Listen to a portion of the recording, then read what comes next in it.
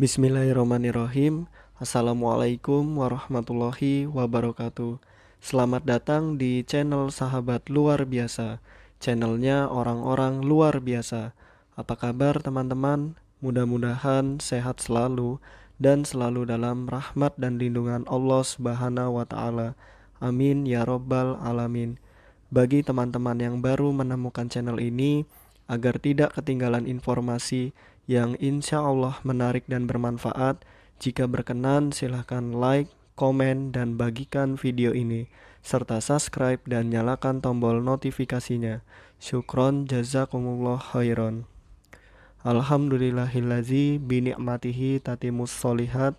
Segala puji hanya milik Allah, yang dengan segala nikmatnya segala kebaikan menjadi sempurna. Salawat serta salam semoga tercurah limpahkan kepada Nabi Muhammad Sallallahu Alaihi Wasallam serta istri-istri beliau, saudara-saudara beliau, tabi'in, tabi'ut tabi'in, dan bagi kita yang insya Allah setia dan istiqomah mengikuti sunnahnya sampai akhir hayat. Amin ya robbal alamin. Rabbi syrohli sodri wa yasirli amri wahlul uqdatam min lisani yafqahu qawli.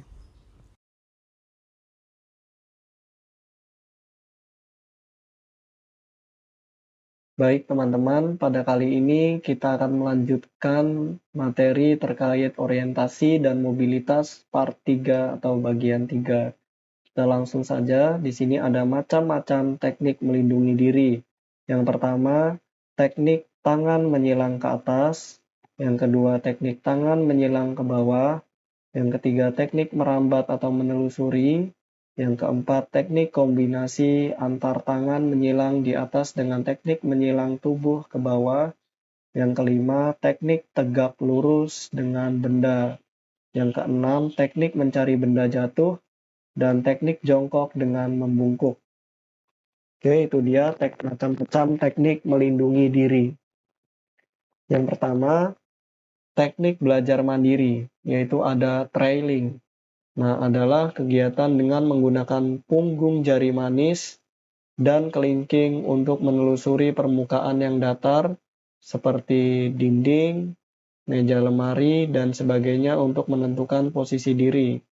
Nah, mengetahui sesuatu tempat dan untuk menentukan arah yang sejajar dengan benda-benda yang di trailing. Nah, teknik merambat atau menelusuri ini digunakan oleh tunanetra jika ia akan berjalan dan terdapat media atau sarana yang dapat ditelusuri, misalnya tembok atau dinding, meja, dan objek-objek lainnya. Nah, tujuan penggunaan teknik merambat atau menelusuri adalah untuk mendapatkan garis pengarah di dalam menuju sasaran. Nah, jadi kita manfaatkan ya teman-teman, tembok atau dinding, meja atau objek lainnya sebagai garis pengarah untuk mencapai tujuan atau menuju sasaran. Yang kedua ada squaring off. Nah, adalah sikap berdiri lurus sesempurna mungkin dengan menggunakan tubuh dan bagian-bagiannya untuk menentukan posisi tubuh di suatu tempat, misalnya di ambang pintu. Nah, di samping itu, meletakkan posisi tubuh sejajar dengan garis pengarah sehingga tunanetra mengetahui posisi awal dan garis arah menuju suatu benda. Lanjut, kita masuk ke teknik upper hand and forearm. Nah, tangan di atas menyilang tubuh. Nah, ini upper hand ya teman-teman. Teknik ini diciptakan untuk melindungi bagian-bagian atas dan kepala dari benturan-benturan benda yang tinggi, seperti pintu yang setengah terbuka, sudut bangunan yang menonjol, tiang, dan sebagainya, atau benda-benda runcing, siku. Nah, jadi sebelum mengenai tubuh kita yang bagian atas sampai kepala, jadi ketika menggunakan teknik upper hand, maka yang terkena adalah tangan kita terlebih dahulu. Seperti itu. Jadi tangan kita mengetahui juga kondisi di depannya sebelum langsung kena tubuh bagian atas ataupun kepala. Tentu itu kan sangat berbahaya ya. Maka teknik upper hand ini sangat dibutuhkan. Lalu teknik lower hand and forearm. Nah, tangan di bawah menyilang tubuh. Nah, ini hampir sama seperti sebelumnya teknik upper hand. Bedanya teknik lower hand ini untuk melindungi bagian tubuh yang bawah, yaitu dari daerah perut sampai pangkal paha, supaya tidak terbentur pada benda-benda seperti kursi, meja, tempat jemuran handuk, dan sebagainya. Nah, hampir sama seperti tadi ya teman-teman, upper hand, jika lower hand untuk melindungi tubuh bagian bawah, dan kita pun tahu kondisi atau barang-barang apa yang kita temui. Lalu yang kelima ada direction taking atau menentukan arah. Nah, teknik ini digunakan untuk memperoleh garis pengarah dari suatu benda atau bunyi, agar tunanetra dapat berjalan lurus dan dapat sampai ke tujuan dengan tepat. Lalu ada dropped object, yaitu pencari benda jatuh. Lalu ada search pattern, yaitu pengenalan ruang. Lalu ada shaking hand, berjabat tangan. Nah, di sini sudah saya singkat ada 8 ya teman-teman, 4 kali 2 maksudnya. Nah, TSUL, DDSS, SUL, DDS. Nah, T itu adalah trailing, ya. SUL, nah, S itu scoring off, U itu upper hand, L itu lower hand, DDSS, direct taking, lalu dropped object, search pattern, dan shaking hand. Lalu, adapun tujuan akhir daripada orientasi dan mobilitas adalah agar orang tunanetra dapat memasuki setiap lingkungan, baik yang sudah dikenal maupun belum dikenal dengan aman, efisien, luas, dan mandiri, dengan menggabungkan kedua keterampilan tersebut. Nah, ini harus yang menjadi catatan untuk mencapai tujuan dengan lusi mandiri. Nah, dengan luas, dengan efisien, dengan mandiri, dengan aman dan mandiri. Lalu, alat pembelajaran untuk pengembangan orientasi mobilitasnya digunakan alat seperti tongkat panjang, tongkat lipat, dan peta timbul. Nah, peta 3 dimensi bentuk relief, jang lipat bul, tongkat panjang, tongkat lipat, peta timbul. Lalu adapun alat OM itu untuk membantu mobilitas itu, alat bantu yang umum dipergunakan oleh orang tunanetra di Indonesia adalah tongkat. Nah, sedangkan banyak di negara barat menggunakan anjing penuntun atau guide dog. Nah, juga populer dan penggunaan alat elektronik untuk membantu orientasi dan mobilitas individu tunanetra masih terus dikembangkan. Nah, jadi ada tongkat, ada guguk, ada alat elektronik ya teman-teman. Guguk maksudnya anjing ya. Nah, tunanetra memerlukan pelatihan OM, sebab keterampilan OM tidak bisa secara otomatis, sehingga tunanetra tidak bisa melatih dirinya sendiri. Jadi perlu keterampilan, perlu latihan secara sistematis, terstruktur, dan berkesinambungan ya teman-teman. Lalu peran pengembangan konsep terhadap keterampilan orientasi dan mobilitas. Ketidakmampuan menguasai keterampilan OM membuat seseorang terhambat dalam bergerak dan berpindah. Nah, kekayaan konsep mempercepat, kemampuan mempelajari keterampilan orientasi dan mobilitas, keterbatasan interaksi dengan lingkungan menyebabkan seseorang mengalami kemiskinan konsep. Nah, lalu adapun di sini fungsi tongkat. Bagi individu tunanetra, tongkat merupakan perpanjangan fungsi indera perabaan. Tongkat tidak hanya mendeteksi hambatan jalan, tetapi juga memberikan informasi tentang tekstur permukaan jalan. Nah, namanya saja perpanjangan fungsi indera perabaan ya teman-teman. Jadi akan memberikan informasi tentang tekstur permukaan jalan, sehingga orang tunanetra dapat mengetahui apakah yang akan diinjaknya itu tanah becek, rumput, semen, dan lain-lain. Adapun 4 fungsi tongkat sudah saya singkat untuk diingat, yaitu ada perpanjangan, artinya perpanjangan dari fungsi indera. Deteksi yaitu mendeteksi hambatan jalan. Tekstur yaitu memberikan informasi terkait tekstur permukaan jalan. Lalu mengetahui apakah yang diinjaknya itu tanah becek, rumput, semen, aspal, atau yang lainnya ya. Nah, di sini pengertian orientasi. Orientasi adalah penggunaan indera-indera yang masih berfungsi untuk menetapkan posisi diri dan hubungannya dengan objek-objek yang ada dalam lingkungannya. Nah, untuk dapat mengorientasikan dirinya dalam lingkungan, orang tunanetra harus terlebih dahulu paham betul tentang konsep dirinya. Kemampuan orientasi seseorang berhubungan erat dengan kesiapan mental dan fisiknya.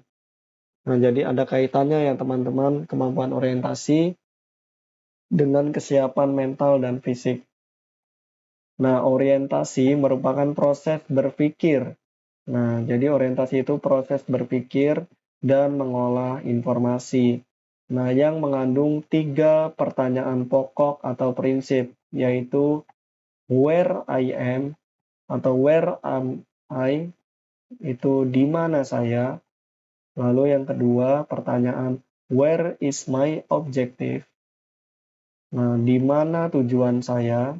Lalu how do I get there? Nah, bagaimana saya bisa sampai ke tujuan tersebut? Ini dia 3 pertanyaan pokok dalam orientasi. Di mana saya?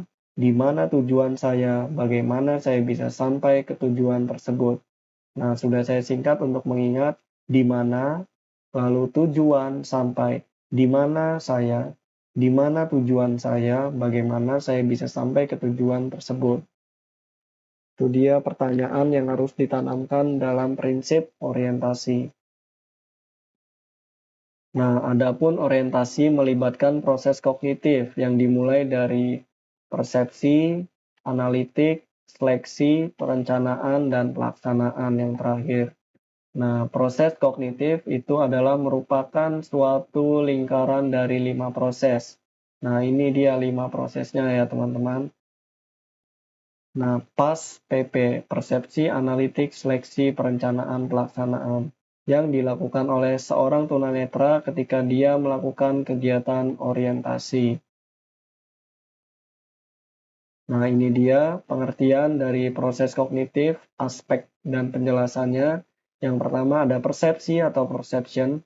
Persepsi adalah proses asimilasi data dari lingkungan yang diperoleh melalui indera-indera yang masih berfungsi, seperti penciuman, pendengaran, perabaan, persepsi kinestetis, atau sisa penglihatan. Lalu yang kedua ada analisis, yaitu proses pengorganisasian data yang diterima ke dalam beberapa kategori berdasarkan ketetapannya, keterkaitannya, keterkenalannya, sumber, jenis, dan intensitas sensorisnya. Lalu yang ketiga ada seleksi atau selection, itu proses pemilihan data yang telah dianalisis, yang dibutuhkan dalam melakukan orientasi yang dapat menggambarkan situasi lingkungan sekitar. Lalu ada yang keempat perencanaan atau planning, adalah proses merencanakan tindakan yang akan dilakukan berdasarkan data hasil seleksi sensoris yang sangat relevan untuk menggambarkan situasi lingkungan. Dan yang terakhir, yang kelima ada pelaksanaan atau eksekutor. Nah, adalah proses melaksanakan hasil perencanaan dalam suatu tindakan. Nah, kelima proses kognitif ini sudah saya singkat untuk mengingat, yaitu PAS PP. Persepsi, analisis, seleksi, perencanaan, pelaksanaan. Mudah-mudahan sampai di sini dapat dipahami. Nah, lalu kelima proses kognitif itu akan efektif jika anak tunanetra memiliki pengetahuan atau knowledge atau pemahaman comprehension terhadap hal-hal khusus sebagai berikut. Nah, jadi proses kognitif itu akan efektif jika memiliki pengetahuan atau pemahaman terkait dengan 6 konsep di bawah ini, teman-teman. Adapun 6 komponen orientasi menurut Hosni tahun 2013 ada 6. Yang pertama itu ada landmark, atau ciri medan. Yang kedua ada clue, yaitu tanda-tanda. Yang ketiga ada numbering system atau sistem penomoran. Yang keempat ada measurement atau pengukuran. Yang kelima ada compass direction atau arah mata angin. Lalu ada self-familiarization, yaitu memfamiliarkan diri. Nah, jadi seperti sudah familiar gitu, seperti sudah kenal dengan dirinya. Nah, ada 6, sudah saya singkat untuk mengingat, yaitu LCN, MCS, landmark, clue, numbering system, measurement, compass direction, dan self-familiarization. Oke. Yang pertama landmark. Nah, apa itu landmark? Landmark adalah setiap benda, suara, bau, suhu, atau petunjuk taktual yang mudah dikenali. Nah, di sini menetap. Landmark itu menetap dan telah diketahui sebelumnya, serta memiliki lokasi yang permanen dalam lingkungan. Menetap dan permanen ya, teman-teman. Itu benda, suara, bau, suhunya itu menetap atau permanen. Yang kedua ada clue. Clue adalah setiap rangsangan suara, bau, perabaan, kinestetis atau visual yang mempengaruhi penginderaan yang dapat segera memberikan informasi kepada siswa tentang informasi penting untuk menentukan posisi dirinya atau sebagai garis pengarah. Ini hampir sama seperti landmark ya teman-teman. Bedanya jika clue itu tidak menetap atau tidak permanen. Lalu ada numbering system. Ini adalah pola dan susunan nomor-nomor ruangan di dalam suatu bangunan.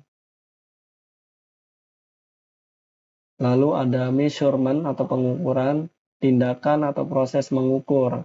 Nah, mengukur merupakan suatu keterampilan untuk menentukan suatu dimensi secara pasti atau kira-kira dari suatu benda atau ruang dengan mempergunakan alat. Lalu yang kelima ada compass direction atau arah-arah mata angin. Nah, arah-arah mata angin adalah arah-arah tertentu yang ditentukan oleh medan magnetik dari bumi. Nah, 4 arah pokok ditentukan oleh titik-titik yang pasti dengan interval 90 derajat setiap sudutnya. Keempat arah tersebut adalah utara, timur, selatan, barat. Nah, lalu self-familiarization atau pengakraban diri. Proses pengakraban diri ini merupakan aktivitas khusus sebagai upaya untuk memadukan kelima komponen orientasi dan menunjukkan saling keterhubungannya. Jadi, antara landmark, clue, numbering system, measurement, dan compass direction itu semuanya saling membutuhkan dan saling keterkaitan dan digabungkan dalam self-familiarization, pengakraban diri. Lalu orientasi merupakan kesiapan mental. Nah, sedangkan mobilitas adalah merupakan kesiapan fisik. Nah, jadi terkait antara mental, fisik, dan mental. Orientasi itu lebih kesiapan mental dan mobilitas membutuhkan kesiapan fisik karena bergerak ya. Sehingga orientasi dan mobilitas harus terintegrasi di dalam satu kesatuan. Harus siap fisik dan siap mental. Jika sudah siap fisik akan siap melakukan mobilitas dan apabila sudah siap mental akan siap melakukan orientasi. Nah, siapkan dulu mentalnya lalu fisiknya. Baru kita bisa melaksanakan orientasi dan mobilitas dengan baik. Seperti itu. Lalu ruang lingkup program pengembangan kemampuan orientasi ada 5. Yang pertama keterampilan orientasi, lalu prinsip dan komponen orientasi, lalu pengembangan motorik kasar, lalu kesadaran ruang, dan pengembangan konsep tubuh. Di sini sudah saya singkat 5 agar ingat komponen orientasi, orientasi ruang, tubuh, dan kasar. Nah, komponen orientasi ada orientasi, keterampilan orientasi, ruang adalah kesadaran ruang, tubuh yaitu pengembangan konsep tubuh, kasar adalah pengembangan motorik kasar. Nah, adapun pengertian dari mobilitas, mobilitas adalah kemampuan, kesiapan, dan mudahnya melakukan gerak dari satu tempat ke tempat lain. merupakan kemampuan, kesiapan, dan mudahnya bergerak dan berpindah tempat. Itu dia mobilitas ya teman-teman. Mobilitas juga berarti kemampuan bergerak dan berpindah dalam suatu lingkungan. Karena mobilitas merupakan gerakan fisik, maka kesiapan fisik sangat menentukan keterampilan orang tunanetra dalam mobilitas. Lagi-lagi tadi konsepnya ya teman-teman, orientasi itu terkait dengan kesiapan mental, apabila mobilitas itu terkait dengan kesiapan fisik. Nah, karena mobilitas merupakan gerakan perpindahan fisik, maka kesiapan fisik sangat menentukan keterampilan orang tunanetra dalam mobilitas. Adapun ruang lingkup program pengembangan kemampuan mobilitas adalah keterampilan mobilitas, keterampilan teknik pratongkat, keterampilan teknik tongkat, serta bepergian mandiri di lingkungan yang dikenal dan tidak dikenal. Ini ada 4, sudah saya singkat agar diingat. Mobil adalah keterampilan mobilitas, pratong adalah pratongkat, tong adalah teknik tongkat, man adalah bepergian mandiri. Mobil, pratong, tong, man. Nah, itu singkatannya ya teman-teman. Nah, kita masuk ke tadi sudah membahas OM, orientasi dan mobilitas. Kita sekarang bahas SK-nya. Yang pertama S-nya dulu yaitu sosial. Nah, sosial adalah ruang lingkup pengembangan kemampuan sosial diarahkan pada keterampilan beraktivitas sehari-hari yang terdiri dari 7. Yang pertama, aktivitas dan fungsi aktivitas kehidupan sehari-hari, lalu berintegrasi secara sosial, lalu hubungan pribadi dan keluarga yang sehat, lalu mengatur diri dan rumah secara proporsional. Yang kelima, menyadari pentingnya keselamatan dalam rumah. Yang keenam, mengurangi ketergantungan pada orang lain, lalu pengembangan citra diri yang positif. Nah, keterampilan sosial merupakan gambaran hubungan antar manusia dan lingkungannya, serta perilaku manusia dalam melaksanakan aktivitas sehari-hari secara mandiri tanpa banyak dibantu orang lain.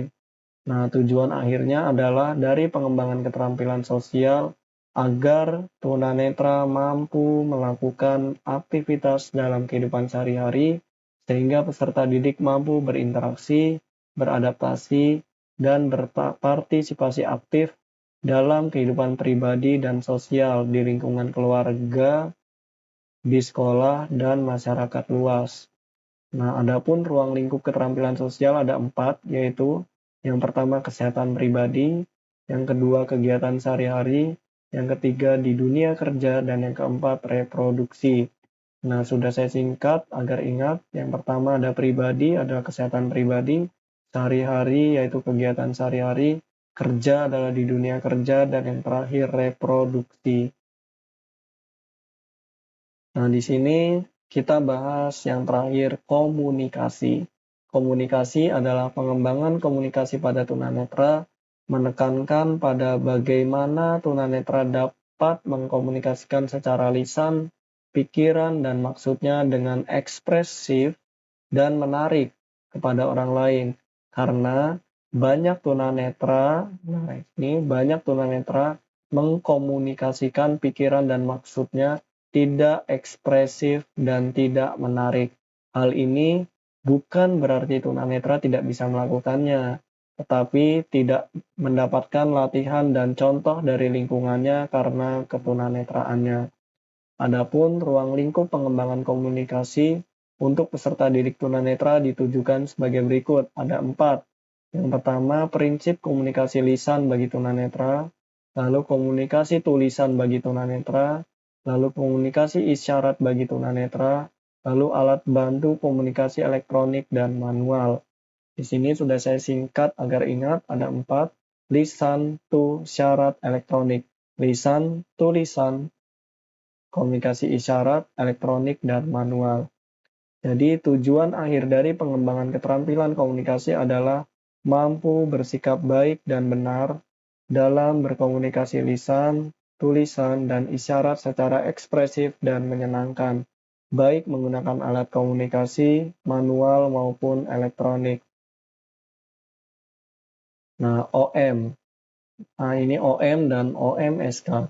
Jika OM, Satu, kemampuan, kesiapan dan mudahnya bergerak satu posisi atau tempat ke satu posisi tempat lain yang dikehendaki dengan baik, tepat, efektif, dan selamat. Nah, jika OMSK adalah sejumlah keterampilan yang dibutuhkan tunanetra untuk menutupi atau mengganti keterbatasan sebagai akibat langsung dari adanya hambatan penglihatan.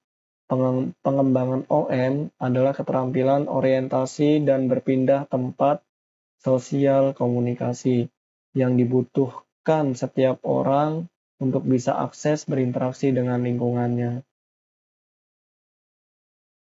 Nah, di sini adapun model kurikulum, nah sudah pernah saya jelaskan, masih ingat teman-teman ada 3, terpadu, prioritas, dan terpisah. Rio pisah. Terpadu, prioritas, terpisah. Nah, model kurikulum terpadu OMSK diberikan secara terpadu pada mata pelajaran tertentu dengan alokasi waktu dan guru mata pelajaran yang sama. Jika prioritas, OMSK ini diberikan atas dasar prioritas, di mana OMSK dipraktikkan benar-benar berdasarkan hasil asesmen. Hal ini terjadi karena, yang pertama, karena peserta didik terlambat masuk sekolah pada usia yang lebih tua di kelasnya. Nah, adalah mereka peserta didik yang mengalami mereka peserta didik yang mengalami ketunanetraan baru. Nah, jadi prioritas ini diberikan kepada peserta didik yang terlambat masuk sekolah pada usianya atau lebih tua dari usianya dan untuk anak yang mengalami ketunanetraan baru. Nah, yang ketiga, model kurikulum terpisah yaitu OMSK diberikan secara terpisah dari mata pelajaran yang lain dengan alokasi waktu dan guru khusus. Oke, itu dia 3 model kurikulum OMSK. Rio pisah, terpadu, prioritas, terpisah. Baik teman-teman, mungkin itu saja yang dapat saya bagikan. Apabila ada kebenaran, pastikan itu datangnya dari Allah Subhanahu wa Ta'ala, dan apabila ada kesalahan, pastikan itu datangnya dari saya. Maka, apabila ada kebenaran, mohon doakan kebaikan, dan apabila ada kesalahan, mohon dimaafkan dan diingatkan. Syukron, jazakumullah khairan. Allahumma inni as'aluka ilman nafi'an wa rizqan thayyiban wa amalan mutaqabbalan. Subhanakallahumma wa bihamdika asyhadu an la ilaha illa anta astaghfiruka wa atubu ilaik. Wassalamualaikum warahmatullahi wabarakatuh.